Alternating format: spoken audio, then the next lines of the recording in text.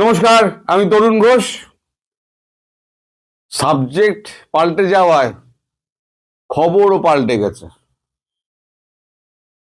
এখন যে খবরটা আপনাদের দেব সেটা হচ্ছে, আমি এই খবরটা অনেকদিন ধরেই আমার কানে আসছে, কিন্তু কনফার্মেশন পাচ্ছিলাম না।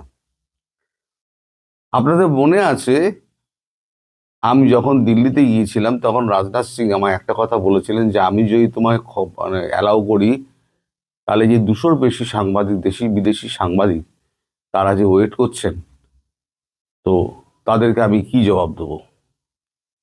এই প্রশ্নটা তিনি আমায় করেছিলেন। ভেতরে ভেতরে অভিমান হয়েছিল যে আমি ঘরের লোক, আপনার বন্ধু লোক, আপনি আমায় অ্যালাউ করলেন না। তো তারপর যাই হোক, যে করে হোক, দেখা তো হয়েছে। কিছুক্ষণ আগে, আধ ঘন্টা আগে, তার দপ্তর থেকে আমার কাছে একটা ফোন এসেছিল। সম্ভবত 23 তারিখ শেখ হাসিনা সাংবাদিক সম্মেলন করবেন প্রকাশ্যে, কিন্তু সেটা virtual. Press club of India দিল্লিতে, সেইখানে বড় স্ক্রিন কাটিয়ে তিনি সমস্ত সাংবাদিকদের প্রশ্নের উত্তর দেবেন এবং তিনি তার বক্তব্য রাখবেন। এই খবরটি আমার কাছে যখন এসে পৌঁছায়, তখন আমি ঠিক করি যে আগের খবরটি ড্রপ করে এই খবরটা আপনাদের কাছে পৌঁছে দেওয়াটা অনেক বেশি জরুরি। কারণ দেশের মধ্যে যে সমস্ত ঘটনাগুলো ঘটছে, সে সম্পর্কে তার প্রতিক্রিয়া, এই যে বিশ্ব থেকে 228 জন তালিকাভুক্ত করা হয়েছে, এখন নিজেদের তালিকাভুক্তি করেছে 228 জন। আমি বলেছিলাম 200-র বেশি, উনি বলেছেন। তো এই 228 জন নানান রকম প্রশ্ন করবেন। সময়টা কিন্তু এখনো ঠিক হয়নি। ডেট 23 তারিখ, মানে একটা মোটামুটি ঠিক হয়েছে। সময়টা দুপুরের দিকেই হবে, কিন্তু সঠিক সময় এখনো ঠিক হয়নি। অনেকগুলো ব্যাপারের সঙ্গে জড়িত আছে। একটা সাংবাদিক সম্মেলন করতে গেলে তার অনেকগুলো পেরিফেরিয়া আছে, সেগুলোকে ঢেকে নিয়ে করতে হয়, মানে ঢুকিয়ে নিয়ে করতে হয়। তো এর পারমিশন, ওর পারমিশন, তারপরে সমস্ত বিদেশি সাংবাদিক আছে। ইতিমধ্যে হয়েছে কি, দেশ বিদেশ থেকে আওয়ামী লীগের সৎ নেতা মন্ত্রীদের প্রধানমন্ত্রী শেখ হাসিনা ডেকে পাঠিয়েছেন। তারা সব বিদেশ থেকে আসছেন, দেশ থেকে আসছেন, এসে উপস্থিত হচ্ছেন।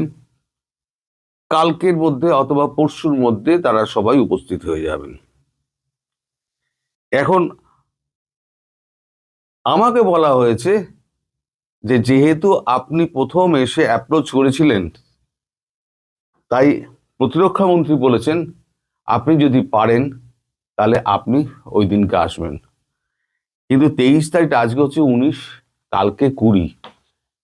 আমাকে পৌঁছতে গেলে আমাকে 23 তারিখ সকালেই রওনা হতে হবে। কিন্তু আমার এখানে যা কাজ আছে, সেই সমস্ত কাজকর্ম সেরে আমার 23 তারিখে ওখানে উপস্থিত হওয়াটা একরকম মুশকিলের ওপরে মুশকিল। মানে কোনো মতেই আমি সেখানে পৌঁছাতে পারবো না। আমি হিসেব টিসেব যা করে দেখলাম, তা ভালো আগে তো খবরটা দিয়ে দিন, আমার দিয়ে দিই। আগে তো আমার পৌঁছানোটার বেশি দরকার নেই, খবরটা আগে দরকার। খবরটা করার জন্য আমি আগে প্রেফারেন্সটা খবরটা দিয়ে দিলাম। তো এখন আপনাদের দীর্ঘদিনের একটা দাবি ছিল, প্রধানমন্ত্রী প্রকাশ্যে আসছেন না কেন, প্রকাশ্যে আসছেন না কেন। আমিও আপনারা বলেছিলাম যে ধীরে ধীরে খোলস মুক্ত হচ্ছে আওয়ামী লীগ। এখন আওয়ামী লীগের নেতারা প্রেস কনফারেন্স করছেন। এরপর খুব শিগগিরই শেখ হাসিনা হয়তো ভার্চুয়ালি, নইলে একদম টিভির সামনে বসে তিনি ভাষণ দেবেন। মনে মনে নিশ্চয় থাকতে পারে 2 দিন আগের খবর, 2-3 দিন আগের খবর। এই যে সাংবাদিক সম্মেলন যেটা করা হয়েছিল, আহ, আহ, নিজম মজুমদার রাজের সাংবাদিক সম্মেলনটা করেছিলেন, সেখানে তারপর আপনার বিদেশ মন্ত্রী যিনি ছিলেন, নামটা আমার মনে থাকে না, তো যাই হোক, সেটা নাকি ফেসবুকে দেওয়া হয়নি। এই নিয়ে নাকি নানান চাপানুতোর সমস্ত কিছু দলের মধ্যে চলছে। আর কলকাতার যে নেতারা রয়েছে, নিজেদের মধ্যে খেয়েই একে অপরকে গালাগালি, ও অন্যকে গালাগালি, এই সমস্ত করেই বেড়াচ্ছেন। তারা নিজেরা শেষ হয়েছেন, দলটাকেও শেষ করার জন্য তারা উঠে পড়ে লেগেছেন। তো তিনি এখন সমস্ত খবর রাখেন। প্রধানমন্ত্রী ঠিক করেছেন তিনি একদম সৎ, যেমন গতবার একবার যাওয়ার সময় উনি আরাফতকে নিয়ে গেছিলেন, বিদেশ যাওয়ার সময় আরাফতকে নিয়ে গেছিলেন, কোথাও একটা গেছিলেন যেন মনে হয়, আমি খবরটা করেছিলাম, সেখানে আপনাদের মন্ত্রী আরাফত গেছিলেন তার সঙ্গে, বা আরাফতের সঙ্গে কোনো একটা কানেকশন ছিল, আমার মনে পড়ছে না, আমি তাড়াহুড়ো করে বসেছি তো। তো যখন এই খবরটি যখন ওনার দপ্তর থেকে জানানো হয় যে আপনি পারলে 23 তারিখে আপনি সকালবেলা চলে আসুন, আপনার জন্য উনি একটি সিট বুক করে রেখে দিয়েছেন। তা আমি হ্যাঁ না কিছুই বলিনি, কারণ আমার বাবার সময় ছিল না। আজ 19 তারিখ, তারপরে কি আছে না আছে আমায় দেখতে হবে, দেখে নিয়ে আমার তো বললেই তো আমি চলে যেতে পারবো না। এখানে দিল্লি যাওয়া মানে আমার ওখানে 1 দিন 2 দিন থাকতে হবে, তারপরে তো আমার ওখান থেকে ফিরে আসতে হবে, অনেক ঝামেলা আছে। তারপর টিকিটের ঝামেলা, এখন আমার টিকিটের অ্যাভেলেবিলিটি একটুখানি কম আছে। তো এই সমস্ত মিলিয়ে আমার যাওয়া হয়তো অনিশ্চিত আছে, কিন্তু খবরটা আমি পেয়ে যাব। খবর আপনাদের খবর দিয়ে দরকার, খবর আমি আপনাদের দিয়ে দেবো। এদিকে দেশের মধ্যে কি হয়েছে, দেশের মধ্যে আমি বলছিলাম না, দেশের নির্বাচন হওয়া খুব মুশকিল, হবে না।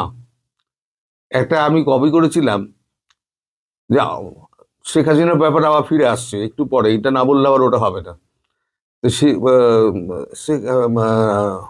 আমি একটা খবর করেছিলাম, সেখানে বলেছিলাম যে জামাত বলেছে যে তারেক রহমান প্রধানমন্ত্রী না হওয়ায় যে নিরাপত্তা বেষ্টনী পাচ্ছেন, তিনি যে প্রোটোকল পাচ্ছেন, আমরা কেন পাবো না? কারণ 95% কাজ তো আমরা করেছি, 5% কাজ তো এই বিএনপি করেছে।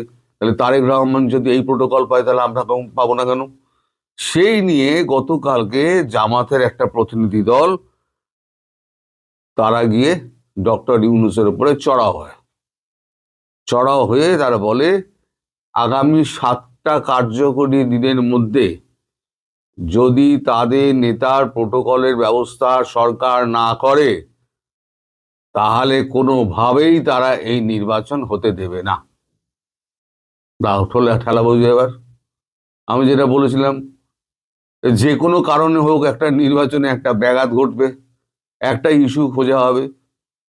এখন জামাত জানে যে আমি যাই করি না কেন, যদি এই ফাঁকা মাঠে বিএনপি আর তিনি খেলেন জামাতের আমির, তাহলে তিনি মানে জামাতের আমির 10 গোল খেয়ে যাবেন, কারণ ভোটের শতাংশ তাদের থেকে ভালো কেউ জানে না।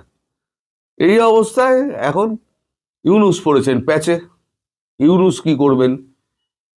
এখন কত লোককে কত গার্ড দেবেন? এখন জামাতের আমিরকে গার্ড দিলেই আবার সঙ্গে সঙ্গে যে দ্বিতীয় যে আমির রয়েছে সে এসে বলবে আমি ছোট কি আছে, আমাকেও দিতে হবে। এইভাবে সংখ্যা বাড়তে থাকবে। এটা ইউনূসের পক্ষে একটা ভীষণ জ্বালার ব্যাপার। তো এই নিয়ে একটা ব্যাপার চলছে, মানে গন্ডগোল চলছে। এদিকে খলিলুর রহমান আজকে আবার চীনের সঙ্গে, তিনি চীনের রাষ্ট্রদূতের সঙ্গে কথা বলেছেন, সেটা হচ্ছে তিস্তা ব্যারেজকে উন্নয়ন করা নিয়ে। মানে যেটা আমেরিকা বারণ করেছিল সেই দিকে আবার যাচ্ছে, আমেরিকাকে আর উপেক্ষা করছে। এবার ইচ্ছে করে ইউনূস যেমন পায়ে পা দিয়ে ভারতের সঙ্গে ঝগড়া করেছিল, এবার আমেরিকার সঙ্গে ঝগড়া করতে চাইছে যে তুই তো হয়তো স্থান দিবি না, আমায় জায়গা দিবি না, আমায় ত্যায্য করেছিস, আমিও তোকে ত্যায্য করলাম, তোর কোনো কথা শুনবো না। তা এখন আমি মরবো, তারপরে তো আমি শেষ দেখে মরবো, এরকম করে দেশটাকে আমি একদম ধ্বংস করে দিয়ে যাবো। তো চায়নাকে আবার ডাকার জন্য খলিলুর রহমানকে পাঠানো হয়েছিল। খলিলুর রহমান আজ সকালবেলা গেছিলেন, 8টা থেকে 8টা 35 অব্দি খলিলুর রহমানের সঙ্গে চায়নার রাষ্ট্রদূতের সঙ্গে একটা মিটিং হয়েছে। আর এর মধ্যে 14ই জানুয়ারি রাতে গুলশান এলাকায় যখন তারেক রহমান ফিরছিলেন, সেই সময় সমস্ত মানে নিরাপত্তার বেষ্টনী ভেঙে একটা মোটর সাইকেল তার ভেতরে ঢুকে যায়। ভেতরে ঢুকে একটা ওই গাড়ির পাশ দিয়ে যাওয়ার সময় একটা খাম সেটে দিয়ে চলে যায়। এই খামের মধ্যে কি আছে সেটা নিয়ে এখন তারপরে বলেন যে আমাকে খামটা দিন, খামটা নিয়ে তারে খুলেছে, তার মধ্যে কি লেখা আছে সেটা নিয়ে কিন্তু কৌতূহলের শেষ নেই। অনেকে বলছে, দুর্মুখেরা বলছে, আমি বলছি না, দুর্মুখেরা বলছে সেখানে নাকি সাবধান লেখা আছে। এখন কে লিখলো লাল অক্ষরে সাবধান, কেন লিখলো, মানে কোন কোন উদ্দেশ্যে লিখলো, সেসব কিন্তু কিছু লেখা নেই। দুর্মুখেরা বলছে, আমি বলিনি, তারা বলছে।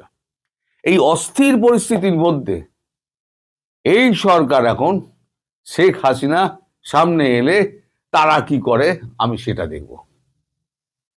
শেখ হাসিনা একদিন আসেননি সামনে, তিনি ভার্চুয়ালি দেশের নেতাদের সঙ্গে কথা বলেছেন, জেলা উপজেলার নেতাদের সঙ্গে কথা বলেছেন, তার দল একটা সাংবাদিক সম্মেলন করেছে, তাতেই এই মানে কাণ্ড। এবার তিনি সামনে আসছেন, সরাসরি দেশি বিদেশি সংবাদ প্রতিনিধিদের সরাসরি প্রশ্নের সরাসরি জবাব দেবেন। এইবার সরকার কি করে এইটা আমি দেখার জন্য বসে আছি। এবার আপনারাও দেখতে থাকুন, সেদিনকে পুরো বাংলাদেশ উত্তাল হয়ে যাবে, এবং এটা আমি আগাম বলে দিচ্ছি। সবাই ভালো থাকবেন, সুস্থ থাকবেন এবং সাবধানে থাকবেন। নমস্কার।